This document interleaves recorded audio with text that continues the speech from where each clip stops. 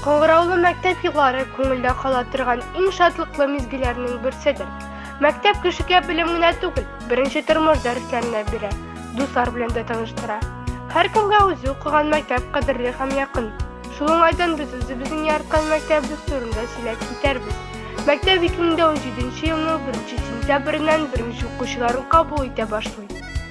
Безнең Биектау районы мәдәниятебезне, гыйлем дөньябызны баетуга мул өлеш керткән күренекле шәхесләр белән таныта. Мәктәбебездә шундый шәхесләребезнең берсе Галимҗан Буруди исемен йөртә.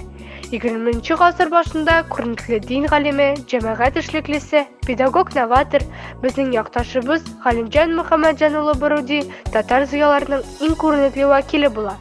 Күрәсез, мәктәбебезнең иң түрендә аның портреты эленеп тора, ә диварларыбызны галимнең хикмәтле әйтемнәре бизи. Һәр елны күренекле галимебез исеменә фәнни-гамәли конференция оештырыла. Быел ул 17 февральдә уздырылды. Конференцияга төрле өлкәннәрдән 70тән артык эш килде. Төбәкләр дә бик актив катнашты. Төмән, Пермь, Новосибирск, Самара, Ульяновск өлкәләреннән, Чувашстан, Башкортстан, Мордва республикаларыннан килде. Конференция эшлекле һәм нәтиҗәле үтте. Мәктәп безнең заман таләпләренә туры килә. Безнең мәктәбебез зур һәм якты. Мәктәпкә килеп кергән һәр кеше аның чисталыгына, матурлыгына игътибар итмичә калмый. Кояш карый башлауга мәктәп ишек алды аллы гөлле чәчәкләргә күмелә. Мәктәп эченә керүгә безне якты коридорлар каршы ала. Баскычларда фикер ияләренең, галимнәрнең зирәкле сүзләре язылган. Бу безнең актлар залы. Монда һәрдаим төрле чаралар үткәрелеп тора. Актлар залы белән янәшәдәге бүлмәдә Туган як музее. Туган як музеенда һәрбер әйбер бай һәм тарихи әһәмияткә ия. Чөнки һәр экспонатта ата-бабаларыбызның күңел җылысы, аларның рухы, изге хатирәләре саклана. Бу безнең татар теле кабинетлары. Бүлмәбез татар рухы белән бизәлгән.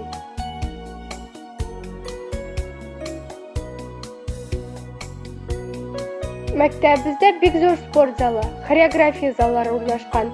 Монда спортның барлык төрләре өчен мөмкинлекләре тудырылган, бөтен кирәкле җиһазлар бар. 3нче катта китапханә урнашкан. Китапханәбез беренчедән матур әдәбият дөньясы булса, икенчедән тылсымлы вакыйгалар иле дип әйтергә мөмкин. Әминсе безнең ашханә. Без анда көн саен тәмле ашлар ашыйбыз.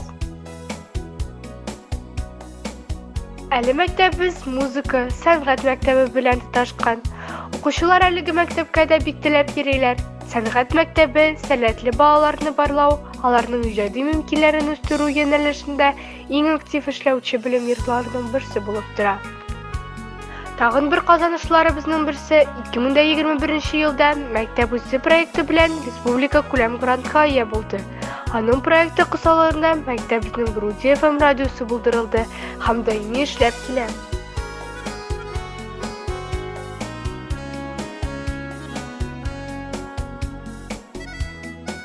Без үзебезнең укучыларыбызны бик яратабыз һәм хөрмәт итәбез. Алар кайчан бик таләпчән булсалар да, без беләбез. Укучыларыбызның төп бурычы безне чын һәм яхшы кешеләр итеп тәрбияләү. Без үз чиратыбызда Галимҗан Буруди дәвамчылары буларак тырышып укыйбыз. Барлык конкурсларда катнашабыз, шәһәр һәм республика олимпиадаларында җиңүләр яулыйбыз. Без үзебезнең мәктәбебезне бик яратабыз. Бу безнең кем дә яратып килә торган белем йорты.